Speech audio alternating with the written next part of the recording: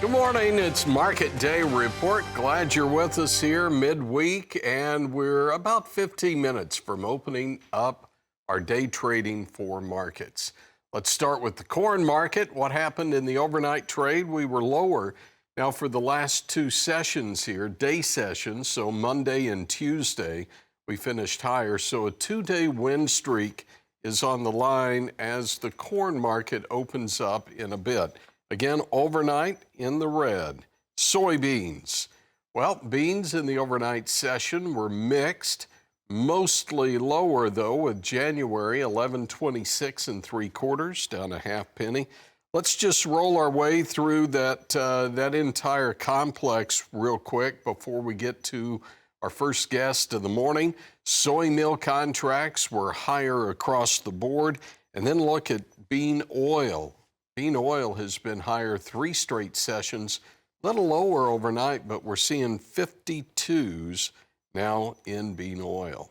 Wheat market, Chicago, off 7 3/4, 528 1/4 in the overnight session.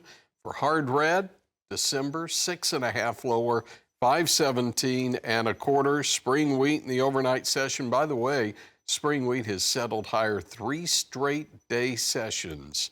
And then the cotton market, well, cotton down a full penny on the December, now at 62.88. Brian Hoops is with Midwest Market Solutions. All right, Brian, I kind of set the stage for us. What are you watching?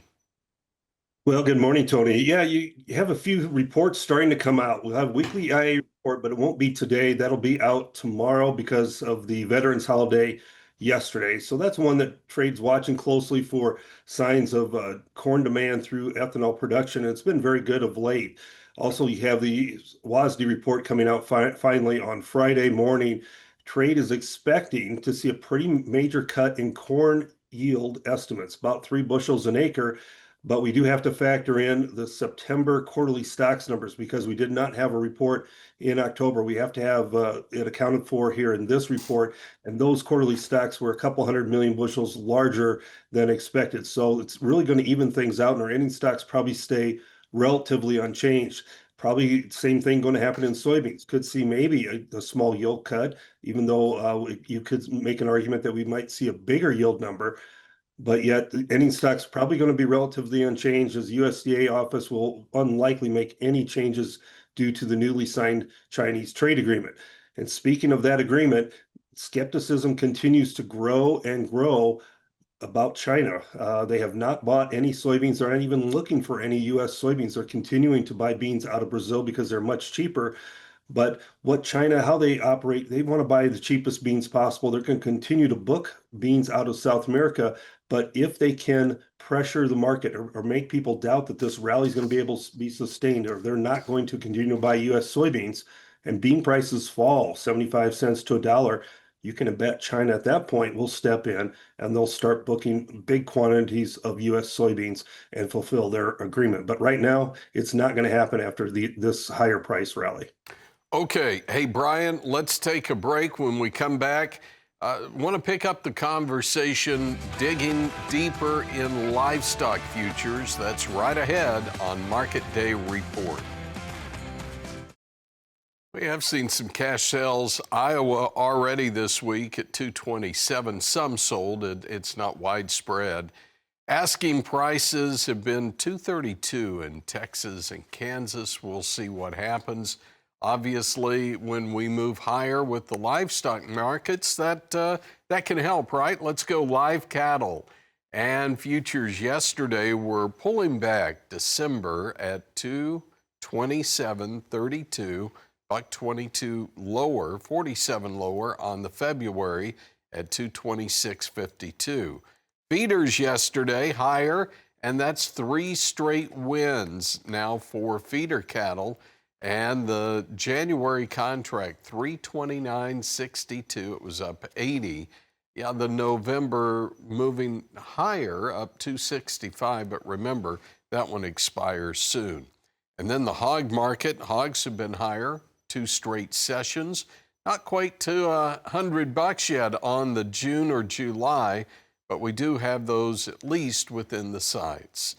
And speaking of within our sights, we've got Brian Hoops, Midwest Market Solutions, helping us break it down. So, what do you see here in the cattle market?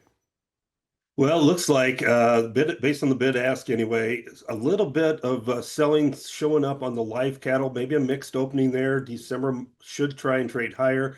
The rest of the months are real mixed, choppy type feel. Feeders look like they're going to open higher, maybe $1 higher type range. The question will be is will that selling start to show up once again? We saw a lot of it show up yesterday, pressuring the live cattle and pulling feeders off of their highs. All the fundamentals look to be somewhat friendly this morning. Packer margins are improving. The cutout values are trading higher. We're looking for steady to higher cash trade this week in the Southern Plains, especially in parts of Texas where numbers appear to be even tighter. The northern trade could be more of a steady type go this week. So we're going to see if we can test the resolve here. The feedlots are going to hold out for that steady to higher money, hoping we can get better pricing opportunities as the cutout values have improved as well as the packer margins. Okay, speaking of Packer margins, Tyson reporting their quarterly earnings here. I thought this was interesting. For the full year, they posted $54.4 billion in sales. That's a 2.1% increase, and kind of goes back to that whole idea, well, Packers are making all the money, right? But wait a second, Tyson projecting adjusted beef operating losses between 400 and 600 million already in 2026. That would be the second straight year of red ink.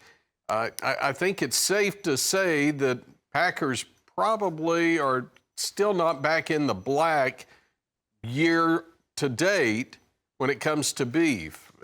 Am I the only one that's kind of thinking that? No, you're exactly right. They've been mostly in the red this entire calendar year 2025. They've been operating at a deficit loss with theories that they were making up for their losses in the cattle feeding industry with profits in pork and poultry, that they were making enough money there to kind of offset the losses of the cattle industry. And they were doing it as a loss leader with continuing operations expected to improve eventually and get back to more profitable ventures. They're almost there. They're only about $6 in the red right now.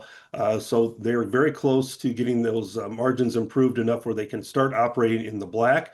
And they're operating on tight margins. So I don't know that they're price fixing or doing any collusion to try and get feed prices higher at the grocery store level. That's really not, I don't think that's the case or that's happening. It's more of the fundamentals of the marketplace where we've had drought over the last several years. We haven't been able to rebuild the herd, and our numbers are very tight, and the demand has been very strong throughout the last several years. Yeah, great insight there. Thanks, Brian. Brian Hoops with Midwest Market Solutions.